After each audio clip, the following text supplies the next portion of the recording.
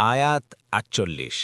وما كنت تتلو من قبله من كتاب ولا تخطه بيمينك إذا لارتاب المبطلون অনুবাদ, আর আপনি তো এর আগে কোনো কিতাব পড়েননি এবং নিজ হাতে কোনো কিতাবও লেখেননি যে বাতিলপন্থীরা সন্দেহ পোষণ করবে।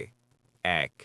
অর্থাৎ আপনি কোরআন নাজিল হওয়ার পূর্বে কোনো কিতাব পাঠ করতেন না এবং কোনো কিতাবও লিখতেও পারতেন না, বরং আপনি ছিলেন নিরক্ষর।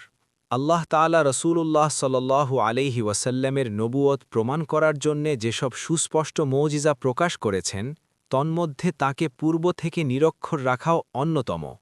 এটি নবী সাল্লাল্লাহু আলাইহি ওয়াসাল্লামের নবুয়তের সপক্ষে একটি যুক্তি।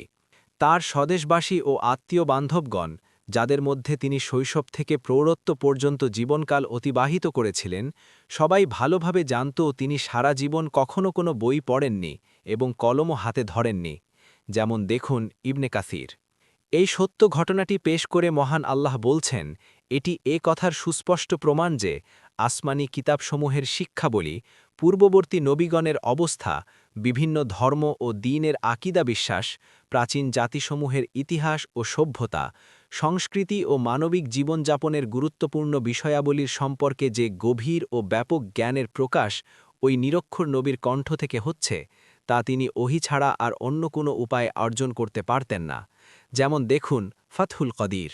যদি তিনি লেখাপড়া জানতেন, তাহলে হয়তো কেউ বলতে পারত যে তিনি আগেকার নবীদের কোনো কিতাব থেকে শিখে নিয়ে তা মানুষদের মধ্যে প্রচার করছেন।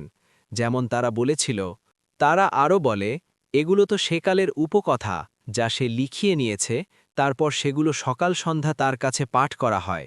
সূরা আল ফুরকান ৫।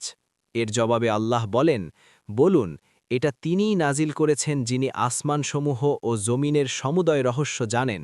নিশ্চয়ই তিনি পরম ক্ষমাশীল, পরম দয়ালু। সূরা আল ফুরকান ৬।